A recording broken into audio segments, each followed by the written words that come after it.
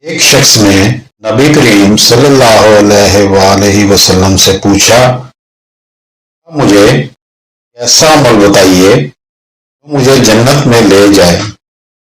پر لوگوں نے کہا، آخر یہ کیا چاہتا ہے؟ نبی کریم صلی اللہ علیہ وآلہ وسلم نے فرمایا، یہ تو بہت اہم ضرورت ہے۔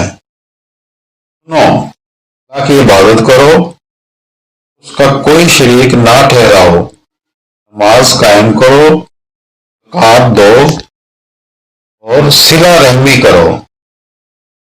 اور بہز نے کہا، ہم سے ابا نے بیان کیا، ہم سے محمد بن عثمان، ان کے باپ عثمان بن عبداللہ نے بیان کیا کہ ان دونوں صاحبان نے موسیٰ بن طلحہ سے سنا، انہوں نے ابو ایوب سے، انہوں نے نبی کریم صلی اللہ علیہ وآلہ وسلم سے یہ حدیث کی طرح سنا۔